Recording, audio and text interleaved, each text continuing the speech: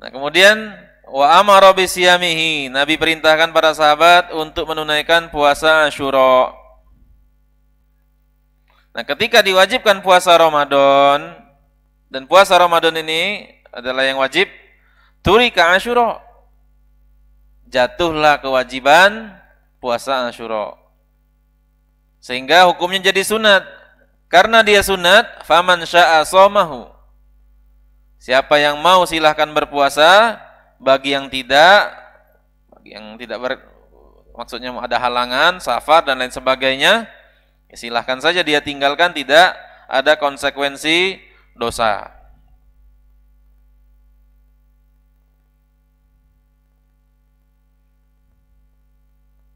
Dan dianjurkan ketika kita berpuasa Asyura untuk berpuasa di hari Tasu'a, hari ke-9, dalam rangka menyelisih orang-orang Yahudi. Karena Nabi sallallahu alaihi wasallam mengatakan, la in baqitu ila qabilin la asumanat tasi'. Ya, kalau seandainya usiaku masih sampai tahun depan, aku akan berpuasa di hari yang ke-9. Nah, kemudian puasa Asyura ini, di hari Asyura ini Allah Subhanahu wa taala takdirkan terjadi pembunuhan terhadap cucu Nabi sallallahu alaihi wasallam, Husain bin Ali bin Abi Thalib, yang merupakan sayyida syababi ahlil jannah. Ya. Adalah tokohnya, pemukanya, pemuda penduduk surga. Dan beliau terbunuh secara zalim di tanggal 10 Muharram.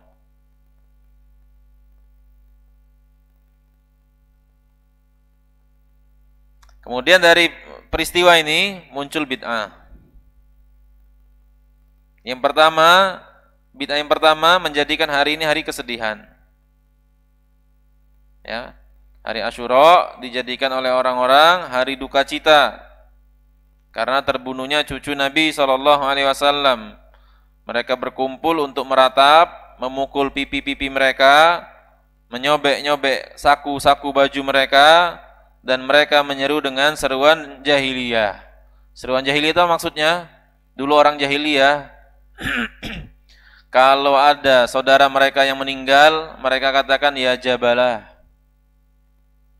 ya, wahai gunung yang menjadi sandaranku. Ya, mereka ratapi seperti itu.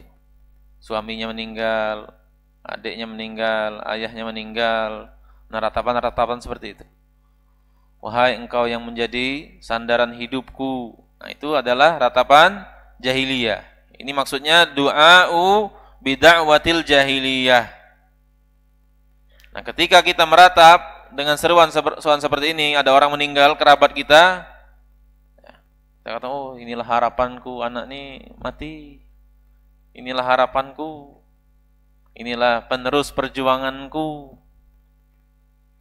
Itu adalah bentuk diantara ratapan-ratapan jahiliyah. Kalau sekedar cerita ya, itu juga sebenarnya para ulama mengatakan pujian terhadap mayit itu juga termasuk ratapan. Ya. Ada orang meninggal kemudian dipuji-puji. Dia ini orang dermawan, orang soleh, orang alim. Itu termasuk bentuk ratapan. Jadi kalau ada keluarga kita meninggal, sebutkan saja berita duka. Sudah. Kalau cerita lain. Ya.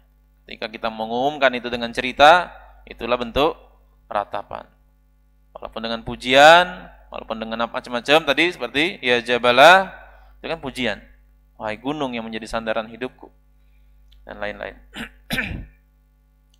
Nah, orang-orang Syiah ya kita tahu macam-macam, lebih dahsyat lagi mereka.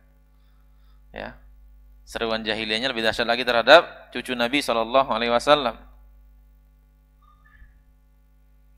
Kemudian bid'ah yang lain menjadikan hari Asyura hari kebahagiaan, hari anak yatim. Ya, di tengah masyarakat kita, hari Asyura adalah hari anak yatim. Kalau masyarakat Syiah, hari duka cita. Kalau masyarakat kita, hari anak yatim. Oleh karena itu di hari 10 Muharram masyarakat kita biasanya bagi-bagi makanan. bagi makanan, nyambut tamu, macam-macam. Itu kebiasaan masyarakat. Nah, ini dari sini lahir demikian. Dari peristiwa terbunuhnya cucu Nabi SAW Husain bin Ali bin Abi Thalib, muncul dua bid'ah model seperti ini. Ya. Hari disebutkan oleh Syekh di sini tausiah, hari yang luas. Ya, senang-senang dengan anak, dengan keluarga, dengan adanya manisan, makanan, baju-baju yang bagus dan lain-lain. Syekhul Islam Ibnu Taimiyah mengatakan dalam kitab beliau Minhajus Sunnah, wa sara syaitanu bisababi qatlul Husain yuhditsu lin-nasi bid'atain. Dengan perantara, dengan sebab kematian Husain bin Ali, setan itu menggoda manusia untuk memunculkan dua bid'ah. Yang pertama bid'ah duka cita di hari Asyura, mereka memukul, menjerit-jerit, menangis, ya. Kemudian mendengungkan syair-syair dan nyanyian duka. Bahkan di antara mereka mencaci maki kalangan salaf, melaknat mereka, wa idkhali man la dzamba lahu ma'a dzawidz dzunub. Bahkan di antara mereka memasukkan orang-orang yang tidak terlibat dalam pembunuhan Husain juga termasuk orang-orang yang dicela. Ya, seperti Yazid. Yazid ada hubungan dengan pembunuhan Husain. Ya, sama sekali Yazid ada hubungan. Yazid habis ini di sini dari 10, lebih luas lagi Bani Umayyah secara umum. Ya. Yazid ketika itu khalifah dan dia tidak tahu apa yang terjadi di Irak. Ya. Awalnya Irak dipimpin oleh seorang sahabat Nu'man bin Bashir kalau salah. Kemudian ketika masuk orang-orang Muslim bin siapa? Saudaranya Ali, anak pokoknya sepupunya Husain, Muslim namanya. Muslim itu masuk ke Irak, didiamkan saja oleh sahabat. Yang ketiga itu jabat gubernur di Irak. Nah, Yazid dengar isu mulai ribut di Irak. Sehingga dicopot oleh Yazid, diganti dengan siapa tuh? Yang terlibat itu pokoknya, lupa saya namanya. Ya, diangkat, kemudian terjadilah akhirnya terbunuhnya Husain. Ya, kepala Husain dipenggal dan ada 3 orang yang terlibat dalam pembunuhan ini. Yang pemimpinnya ini ada Syamr bin Jausan. Syamr bin Jausan inilah yang mempengaruhi, lupa saya siapa namanya. Awalnya tidak mau nangkep Husain, awalnya tidak mau. Gubernur Irak itu tidak mau. Ya, karena Husain mengajukan 3 persyaratan. Saya pengen kembali ke Mekah, atau saya ketemu Yazid, atau saya ikut jihad. Ya silakanlah, kata yang gubernur Irak ini. Kemudian kata Syamr bin Jausan ini ngomong, lah kau kan pemimpinnya, kau kan pemimpin, masa dia yang nentukan? Nah, jadi macam mana? Atau Syamr, suruh dia ke sini, ngadep kita. Ya, akhirnya ditangkap Husain. Husain tidak mau, ditawan. Aku cucu Rasulullah, aku ini kaum muslimin, masa aku ditawan? Akhirnya Husain melawan. Akhirnya terjadi pembunuhan, dipenggal. Dan 1 orang lagi yang membunuh terlibat langsung menggal kepala Husain, dibawa ke Irak. Kepala Husain itu di mulutnya itu dicongkel pakai pedang, pakai pedang, dipegang-pegang, bukan congkel. Ya, giginya rapi sekali kata dia.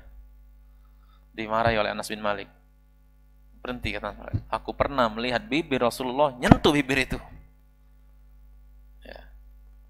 Itu diantara peristiwa. Dan Yazid tidak tahu peristiwa itu. Ya. Kemudian orang-orang sampai mencela Yazid. Kemudian bahkan lebih dari itu, Bani Umayyah semua disalahkan. Termasuk oleh orang-orang yang tidak mengerti, ya, karena dominasi tulisan orang-orang Syiah tersebar, Demikian juga orang-orang Abbasiyah berkuasa dan dominasi sejarah itu dicatat oleh orang-orang Abbasiyah, sehingga cerita tentang Bani Umayyah itu jelek, dan sebagian orang-orang terpengaruh. Ya. Kalau dulu di kalangan saya waktu kuliah, banyak anak-anak Harokah benci sekali dengan Yazid, dengan Bani Umayyah, bahkan dengan sahabat Muawiyah bin Abi Sufyan. Mereka benci.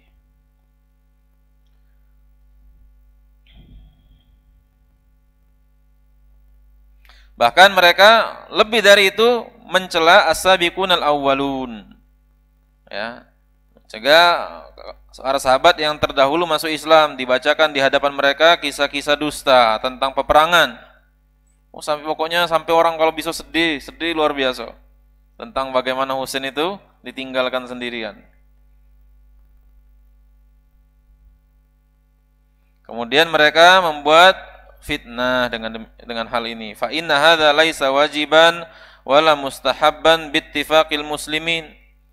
Yang mereka lakukan ini, ya, duka cita seperti ini bukan yang sesuatu yang wajib, bukan juga sesuatu yang sunnah dengan sepakat kaum muslimin. Bahkan ini termasuk bid'ah.